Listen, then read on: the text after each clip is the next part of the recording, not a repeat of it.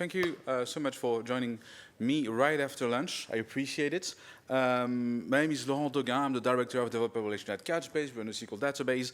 A little more on that, actually a little more on that for the next 20 minutes. So thank you all for your curiosity. It's the first time I get to do a ridiculously vendor talk. They ask me to talk about the company I work for. Usually they ask me to not talk about this, so I'm thrilled. All right. I'm going to talk a little bit about what happened before Couchbase, and then NoSQL, and then, well, what Couchbase became, and then Couchbase Capella, which maps most of the trends you could have seen in the database industry. So let's start by a little preamble, and I'm going to ask you all a question. Anybody remember or is currently using the good old three-tier architecture? The three-tier architecture where you have a simple database and a server app and a client. And no one? You're all using microservices and stuff? That's amazing. Okay, cool. So we started out as this. We had a big relational database, and I'm purposely using the word relational database and not SQL database because you could mix things up years ago, but right now NoSQL database do SQL. So I want to be very clear that a relational data store is somewhere where you store things into tables and columns, and you can have relation between those tables and columns. And you can query them with SQL, but that's just a nice side effect of this. So relational database, it's great. We used it for years without having any problem. And then the cloud shows up, and then my counter is not going down, but that's fine. That means I have probably more than 25 minutes. Maybe, who knows. And then the cloud showed up, and there's too many users, and at the time, if you had too many load on your database, what do? Well, you just take a bigger machine and you have a bigger database, and that's easy, and that's what everybody does. Until it's not possible anymore, because you would really need a big machine to be able to sustain all the loads that you have from all those users, from the Web 2.0 and all that stuff. So what do you do? Well, you start by doing a leader-follower model where you have another database that's synchronized with the master database. All the writes go to one big database, and all the reads go to the two other followers. And so this allows you to spread the load, spread all the users' query into read only here and there, and then write only at one spot. You want the write only at one spot because that's how you keep the consistency, the acidity that you have with relational database. Now this is great, but that's not enough. And one day, things happened. Tired of getting a bigger database or a bigger computer, and one guy called Brad Fitzpatrick created memcached. Memcached was an in-memory key-value store, and the first customer of this company, which I think at the time was called Northscale, were Facebook and Twitter and YouTube, and basically all the big digital companies that you had in the late 2000s, because they needed a cache. It was not enough to have just a leader and followers. It was not enough to spread your queries onto other relational nodes. You needed to put a cache in front of this. So you take your key value. It's memcache. It looks a lot like Redis. So if you know Redis, you know memcache. At the time, memcache was very, very popular because there was nothing else, frankly. And so, yeah, a key value. Key value, if the value is a document, then you pretty much have a document database. So that's how it started. And then that's good. If you look at the schema, then you have your leader and followers, and then you have two other data stores that act as cache on which you need to manage write and read. So that's a little more work for you as a developer. You need to maintain your database followers, and then the cache. Maybe one, maybe more. But that's not great. That's a lot of work. So in 2009, the people that created memcached created Membase. It's the distributed version of memcached. So instead of having just one machine, one key value that stores everything in RAM, you can have several of those that will scale horizontally. And the horizontal scaling bit is important here, because that's one of the requirements, one of the business problem that the NoSQL movement has solved. It's about horizontal scaling. The way it did this was to introduce automatic sharding. Sharding is basically, I have 4 nodes, and I want a fourth of my data on this node, a fourth of my data on this one, and et cetera, et cetera. So you're basically distributing pretty much equally all the documents into several nodes of your cluster. And this was done automatically, which is why it was so popular at the time. So this is Membase. You get a distributed key value, in-memory data store. Around the same time, I think we were about 2005, this guy called Damien Katz, he used to work at Lotus or IBM, don't know which one it was at the time, basically was working on MySQL. And, or was it? No, he was working on Lotus. Anyway, he built this database. So it's before Node.js. 2005 is before Node.js. It's before everybody does Ajax. It's before everybody does JSON. In 2005, I'm personally using Berkeley XMLDB, which was an XML database. And you would do queries XPath, which was what it was. At the time, there was an object database. We're happy about this. But then this guy, before Node.js, before the web, before all the stuff, he said, I'm going to do a database. It's going to be JSON, and it's going to be REST API. And that's it. And it worked really well. That was called CouchDB.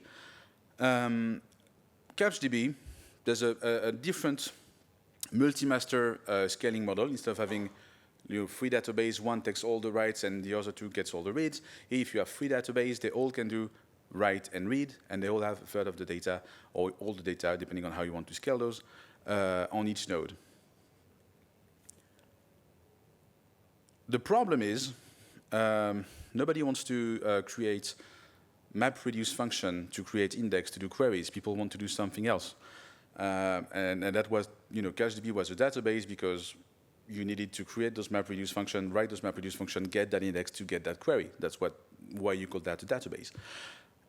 So those two products, those very friendly products, merged, or those two companies merged, NorthScale and Catch One at the time, they've merged and they've created a company called Couchbase. So if you're wondering why the name, but it literally comes from CouchDB and Membase, and they just merged. Some people would say fork, because CouchDB was an Apache project at the time. Couchbase people say merge, Apache people say fork. Choose your own camp. So what that gets you is a pretty cool product. You get distributed key value in memory, JSON database with a REST API that you can use to do, that you can query with MapReduce function, which is amazing, and then it shards automatically. And at the time, we took the replication protocol of CouchDB, and instead of applying this on every node of the cluster, we applied this on two different clusters, which gave us a cluster that shards automatically and that can replicate to another cluster, which is pretty cool. We are very good at doing active-active replication. It's kind of our thing. We come from a caching background. For us, latency is everything. We want to provide the best latency possible to our user. And if there's one latency that you cannot really cut out, is the size of the optic fiber between your computer and the data center. And the best way to manage that is to deploy closer databases to your user. And what active-active replication allows you to do is exactly this.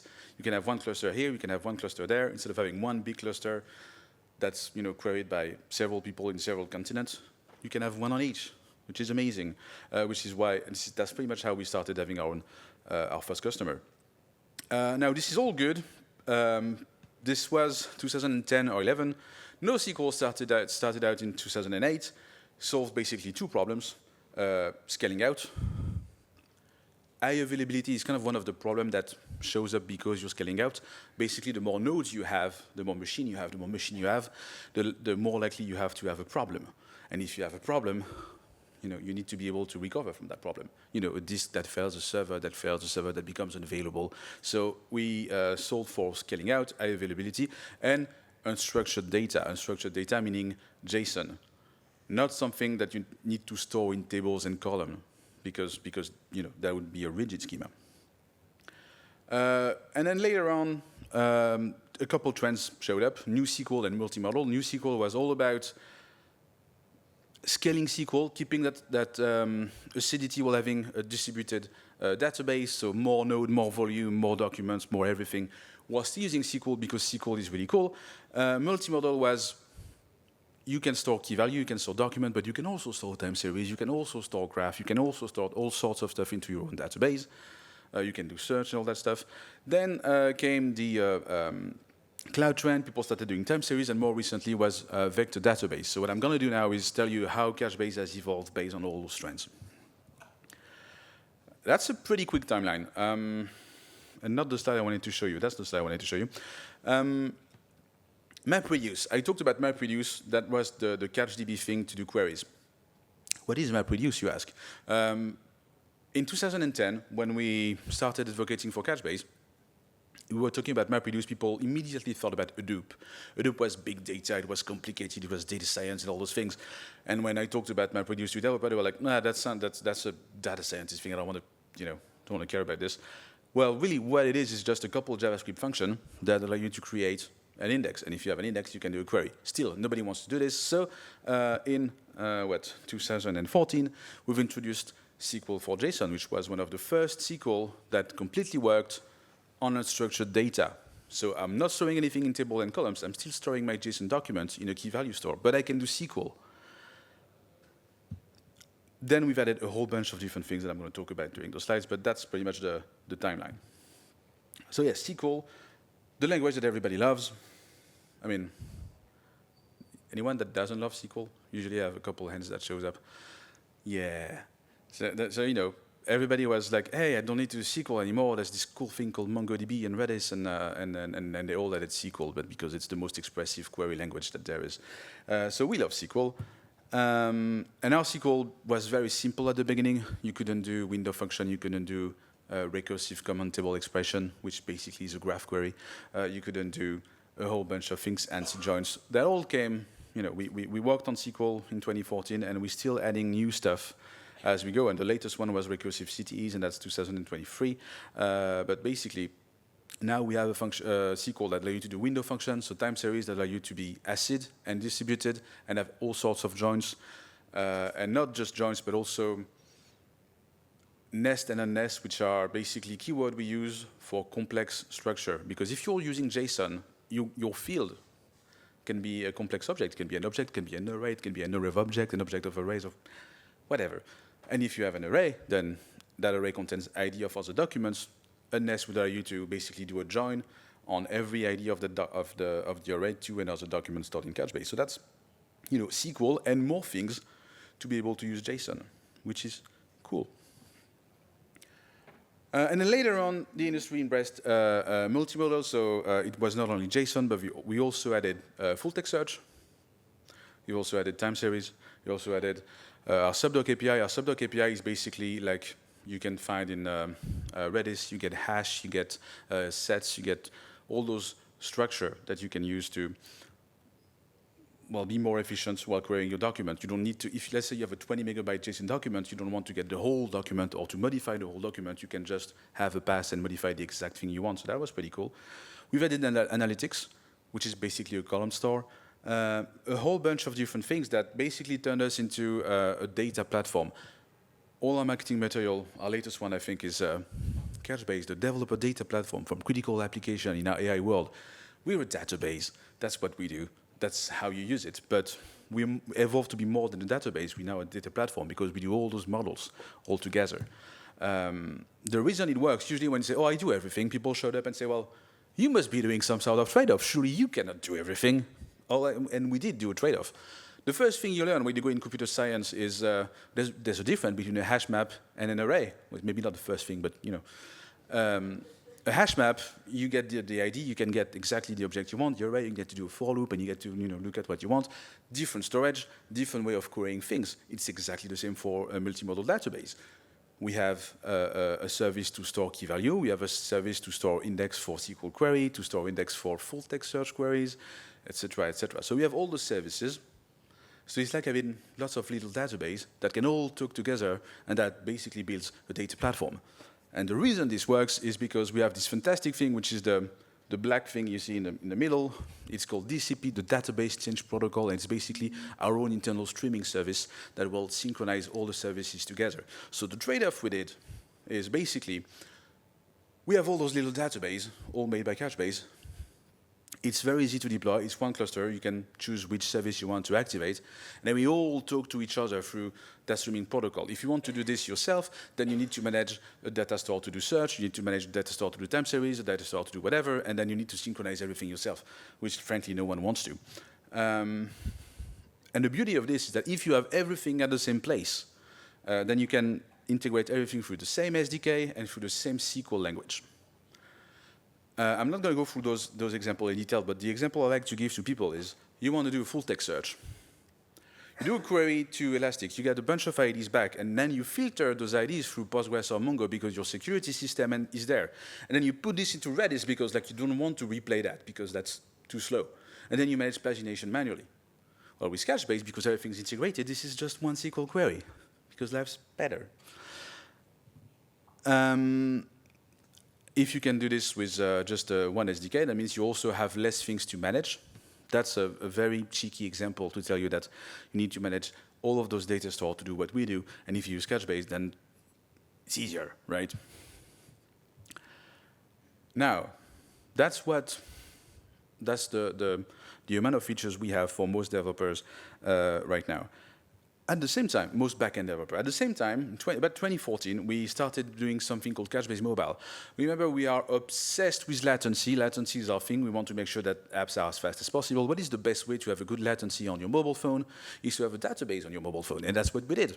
We created Couchbase Mobile as a SQLite JSON wrapper. So as a mobile developer, you have a local database, you store JSON documents, you run SQL queries, you run full text search, vector queries, pretty much the same thing that we do, but on your phone, and it works offline. So you get the best latency because, well, there's no network trip. So at the same time, we've developed Couchbase Mobile. That's one example of topology, but basically there's the Couchbase server. There's an API gateway called Sync Server, which allows you to do all the synchronization issue that you might have by synchronizing all sorts of local database to the cloud, because you need sync. If you're offline, and you modify something, and you come back online, and someone changed the same document than you, then you have a conflict, right? And so that's that API gateway, and all the stuff that we're giving you are here to help you basically manage that conflict. There is a very silly way to manage conflict automatically. You know, you could do last right wins. That's what we do by default, but frankly, it's a business problem, so we give you all the primitive to solve that business problem on your own. I have 3 minutes left. Everything's fine. All good? Yes. Couchbase Capella. So that's our cloud offering. You know, when everybody started to do database in the cloud and serverless and all that stuff, we started to create more cloud-native friendly things. And the first thing we did was build our own Kubernetes autonomous operator, which is basically a Kubernetes operator that allows you to manage a Couchbase cluster in an immutable way. It's open source. You can use it with any Kubernetes cluster.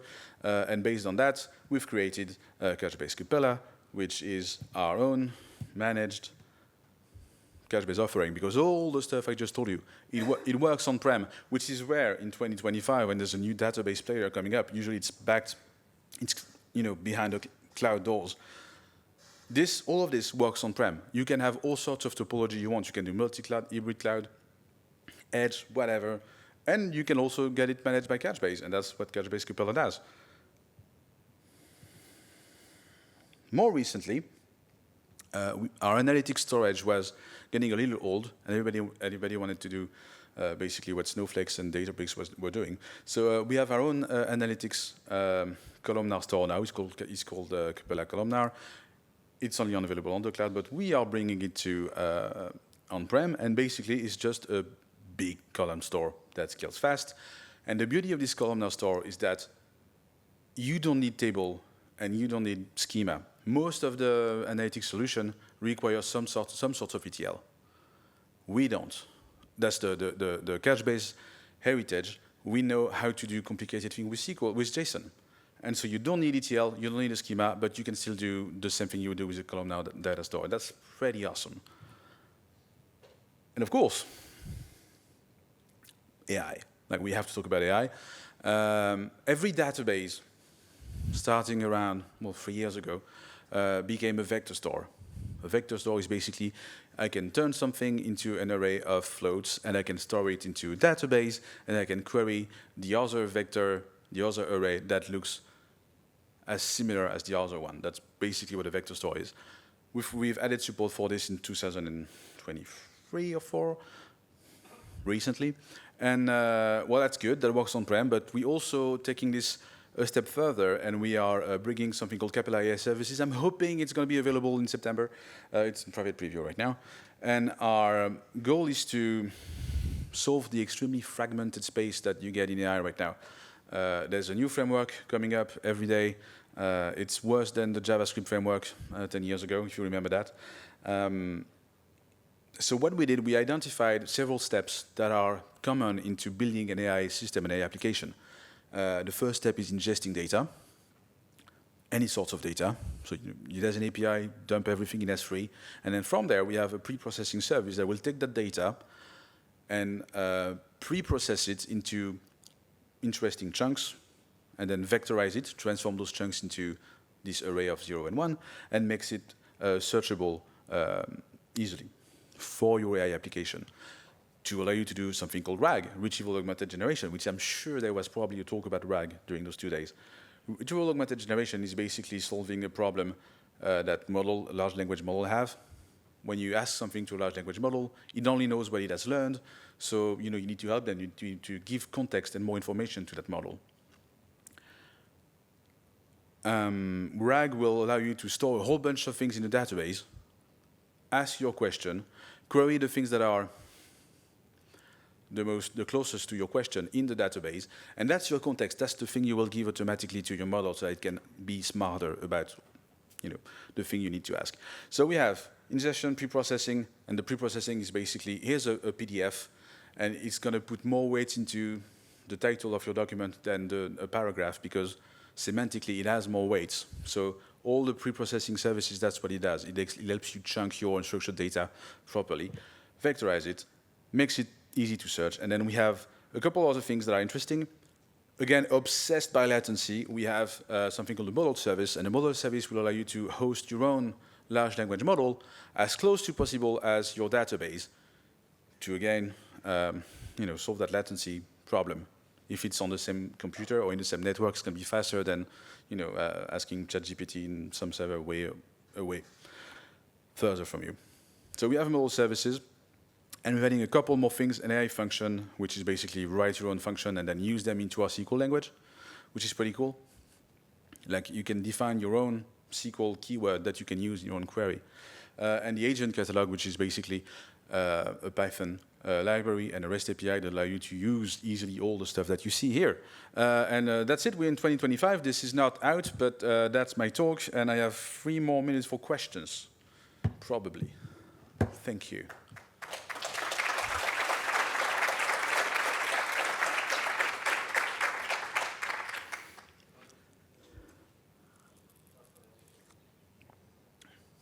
Yeah, that was a lot.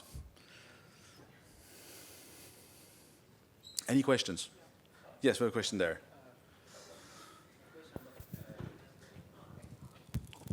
So my question is about, you were mentioning that behind this whole infrastructure, that's where you see then the complexity of caching as well for retrieving faster data and so on. I was wondering if you have as well, because I think it was mostly focused on a single region cluster, if not wrong. I'm wondering if how multi-region would work. Yeah, it absolutely is. So the way we encourage people to deploy things, some solution will have a gigantic cluster across the whole world. So that would be things like Spanner, like CouchDB, Cassandra, all those stuff. That's nice, but if you have active data everywhere, the latency will be really high to stay consistent. If you have master data here and here and here and here, when you ask a question, you need to make sure that they're okay, they're okay, they're okay, and they're okay. So if you have something that's very widespread across the world, and you need to account for all that latency each time you want to do something, it's going to be slow. It's going to be slower than if you have one small cluster with all the data that you need, and ask your question there. And if somebody needs that question somewhere else, you have another cluster, exactly the same one that has an active replication between the two. Does that make sense? Okay, so yeah, so there's a mechanism for... Yeah, it's active replication. We're one of the against that's our jam. We started this in 2011 or 2012. That's how we get most of our high-end customers, is because active replication is hard, and we know how to do it. It's filterable. It's very interesting if you have governance problem or compliance problems, which we all have in Europe, GDPR and a bunch of other laws. Oh, I want my data to be stored on my state. So, well, it's easy. You just start another cluster, do an active replication, and filter where country equals blah, blah, blah, and done. It's probably a little more complicated than that, but you get the idea. Thank you. Cheers.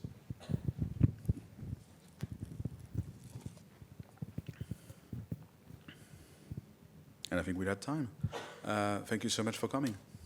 Cheers.